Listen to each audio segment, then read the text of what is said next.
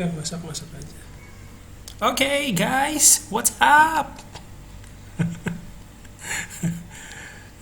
Terima kasih terima kasih kembali. Terima kasih kepada semua yang sudah berpartisipasi dalam mata kuliah Igonigo Hongyak.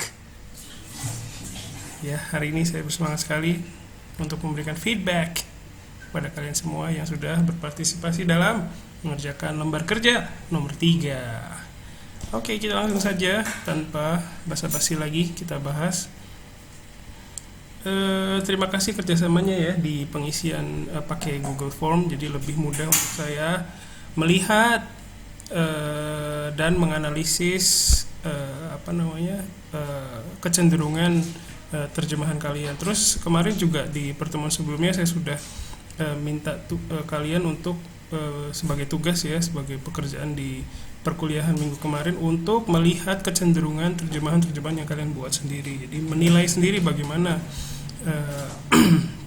bentuk-bentuk terjemahan tersebut. Ya, terima kasih sekali. Saya akan bahas satu persatu mengenai terjemahannya. Jadi pertama, yang nomor 1, waktu di Jepang saya pernah mendaki Gunung Fuji. Jadi sebenarnya kalau kita lihat di nomor 1 dan nomor 2 itu saya coba pengen tahu, ini kan pernah ya, ada kata pernah, jadi bagaimana kalian menerjemahkan atau mengekspresikan sebuah pengalaman ya dalam bahasa Jepang. Jadi seperti yang sudah pernah dipelajari oleh kalian, itu untuk mengekspresikan pengalaman pernah gitu ya, itu digunakan bentuk ini, ta kotoga arimasu ya. Jadi ini yang perlu diperhatikan, pernah itu ta kotoga arimasu. Oke. Terus dari hasil terjemahannya ada beberapa sih, berbagai bentuk kata kerja yang terlihat di sini di terjemahan kalian. Saya akan lihat satu persatu. Yang pertama adalah ini, waktu di Jepang ya. Waktu di Jepang itu ada yang menerjemahkan Nihon ni iru toki seperti ini ya. Ada juga Nihon no toki ya.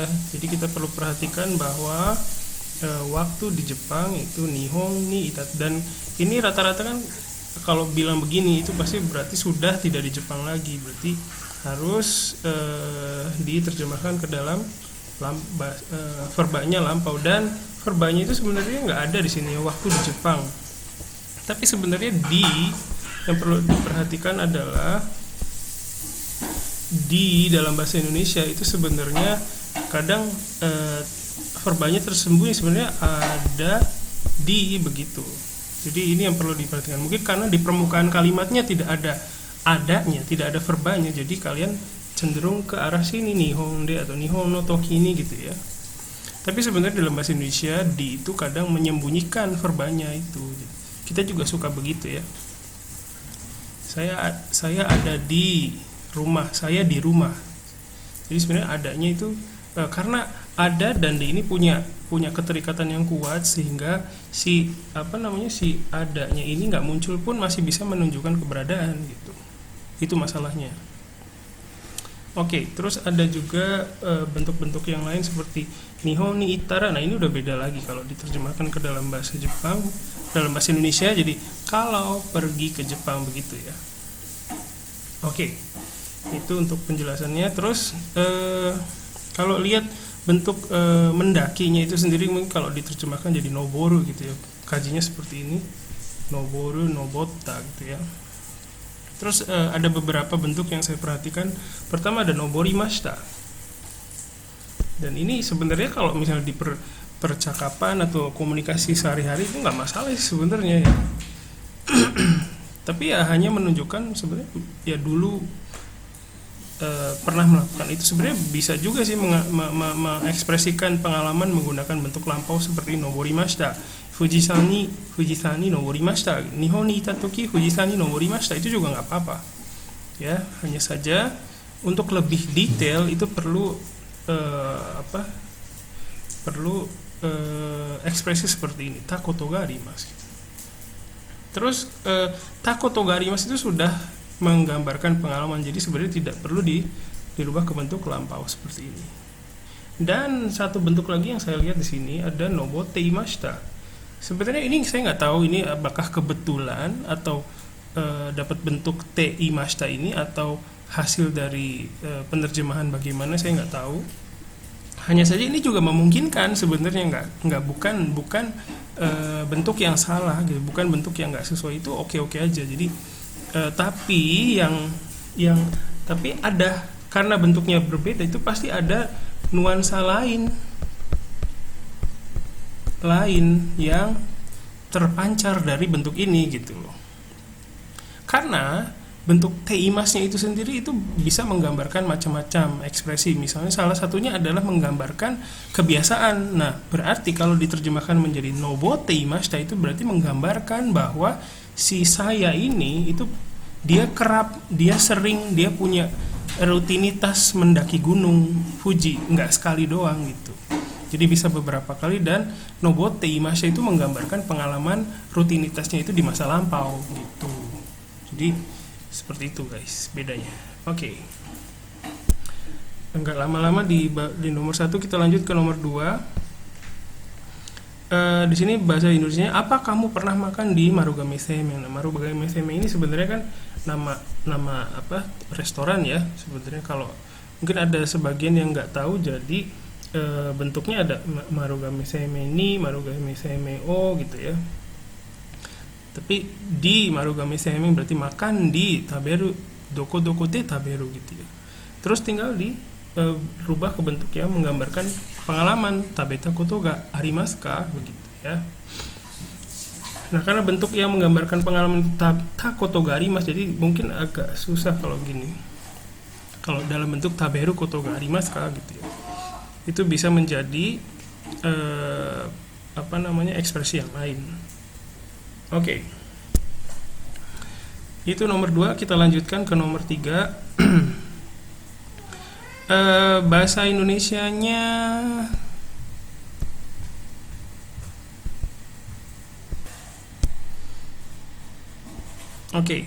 bahasa Indonesianya, apa saya bisa bayar di toko ini dengan kartu kredit? Nah, ini sebuah konfirmasi ya, bukan konfirmasi apa saya bisa bayar di toko ini dengan kartu kredit.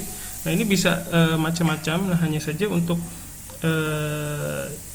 di toko ini itu nggak bisa pakai niwa, maksudnya nggak bisa pakai ini ya, karena harau itu sebuah aktivitas ya yang aktif. Jadi mise de harau gitu ya.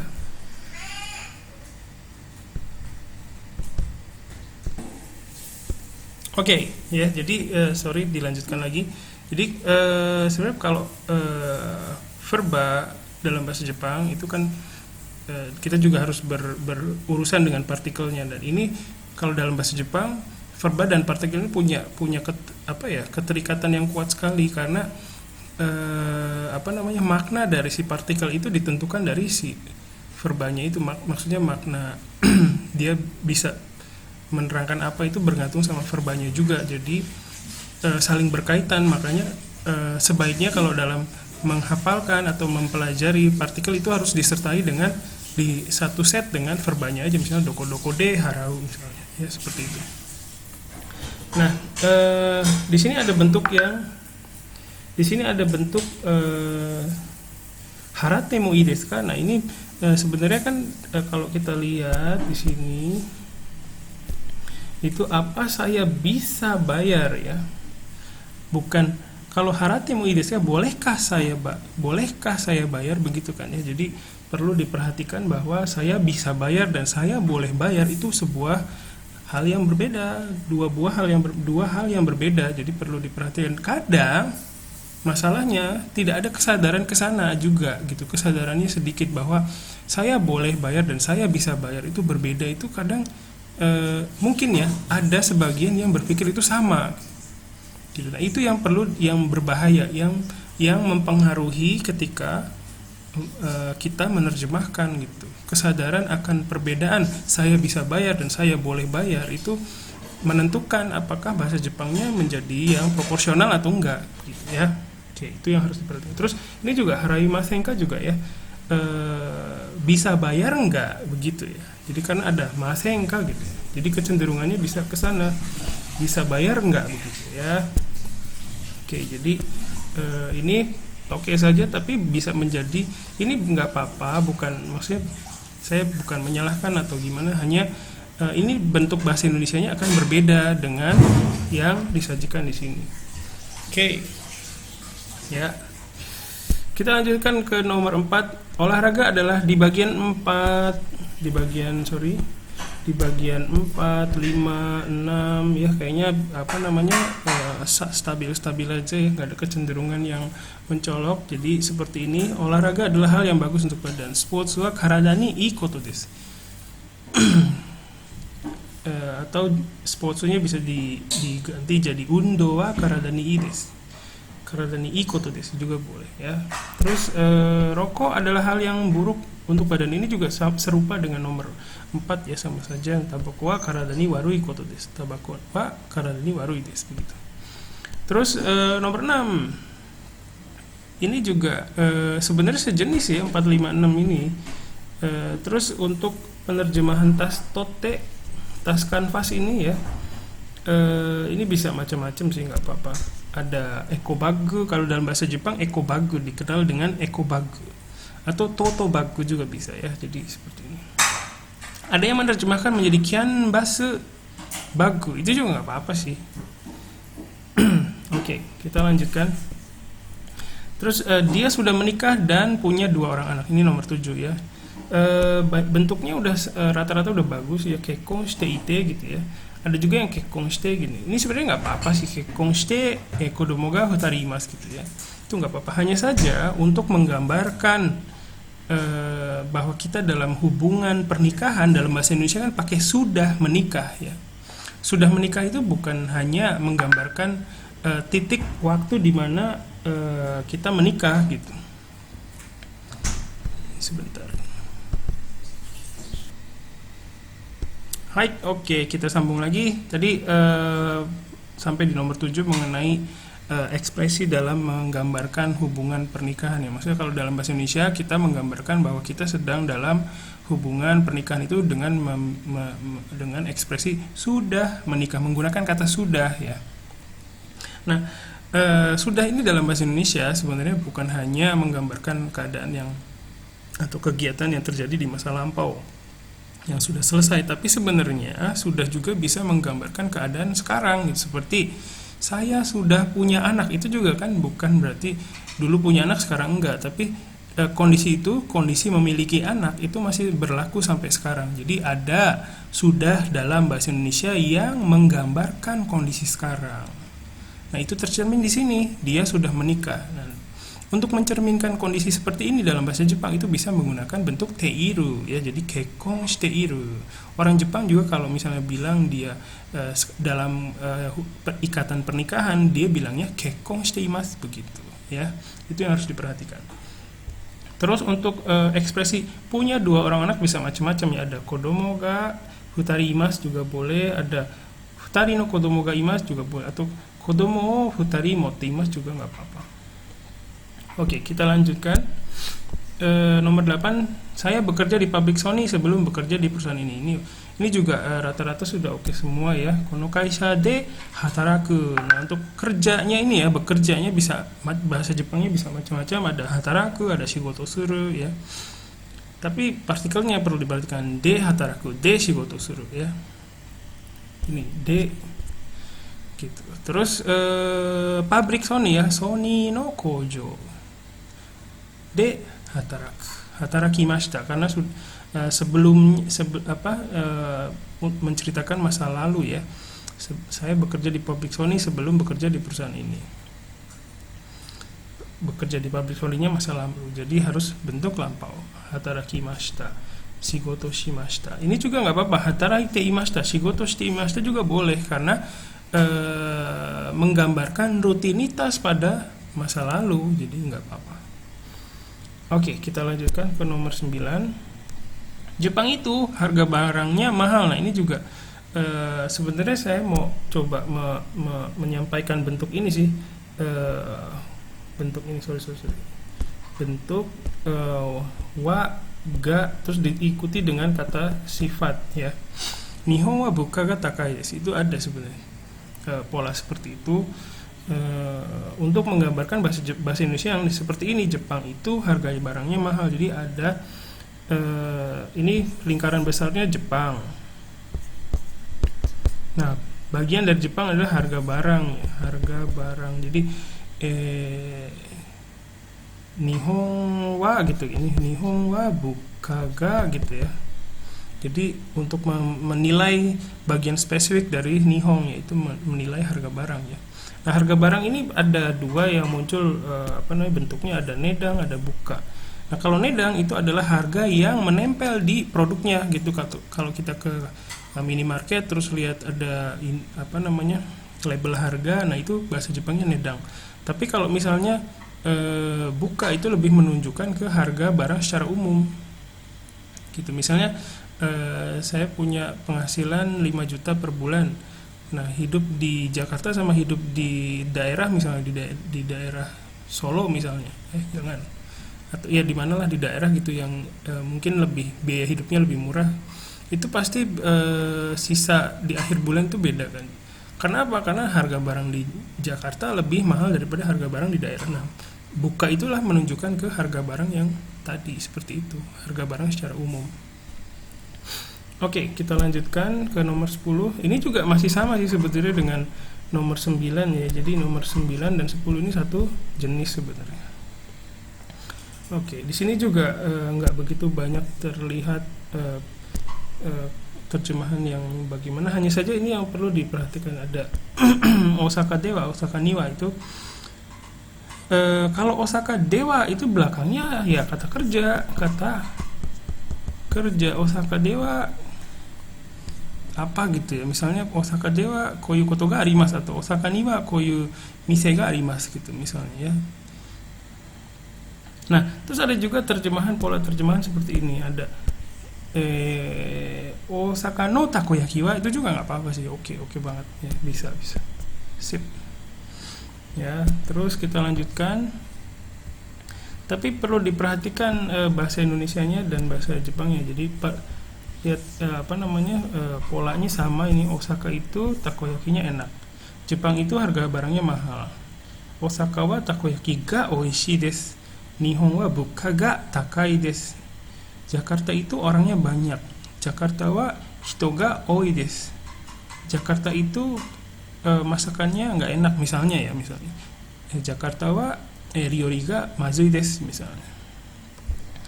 McD itu burgernya nggak enak misalnya. Maku wa baga ga oishiku nai desu. Jadi ada sesuatu yang besar, maku wa sesuatu yang kecil, baga ini burger misalnya ceritanya. Baga ga oishiku nai desu gitu ya. Kayak gitu. Jadi ada ungkapan yang seperti ini. Tolong diperhatikan.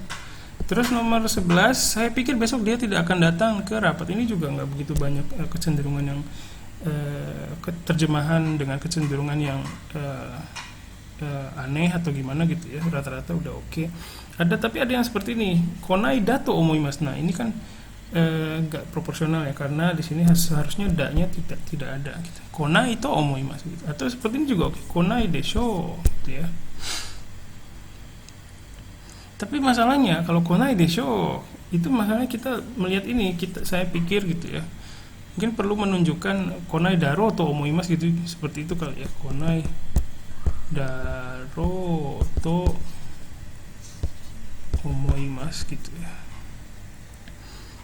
Jadi mungkin itu yang perlu diperhatikan. Kalau konai desho mungkin tidak datang begitu ya, jadi perlu diperhatikan.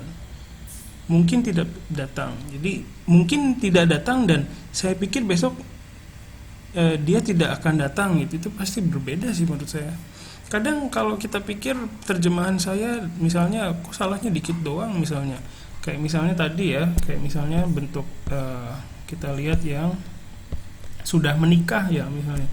Sensei misalnya kekong shimashita gitu juga nggak apa-apa gitu misalnya. Nah, ini sih sebenarnya nggak apa-apa kalau dalam percakapan informal gitu ya, misalnya yang komunikasi biasa itu nggak masalah. orang Jepang juga mungkin bisa menangkap itu, oh sudah menikah gitu.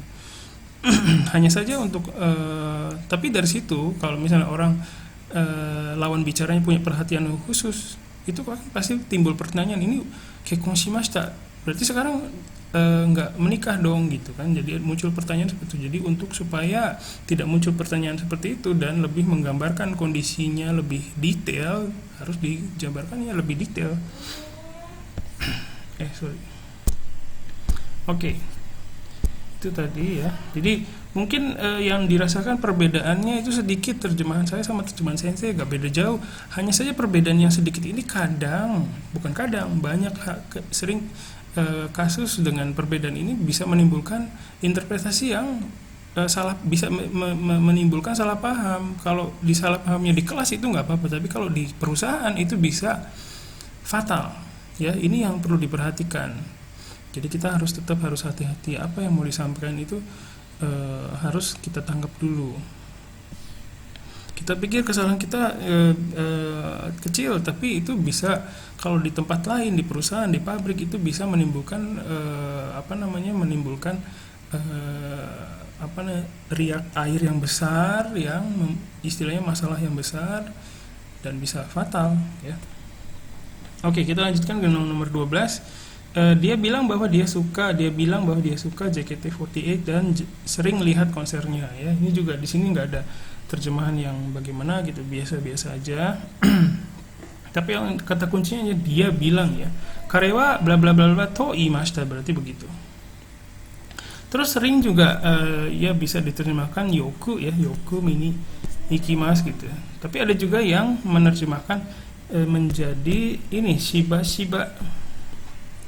Ini shiba-shiba ini oke, ini nggak masalah. Sebenarnya masih menggambarkan hal yang sama, sering gitu ya.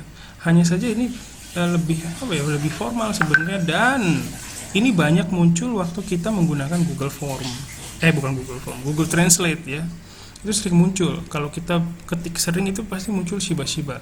Jarang muncul yoku. Saya juga nggak tahu kenapa, mungkin AI-nya Google-nya cuma punya shiba-shiba untuk menggambarkan kata sering gitu ya.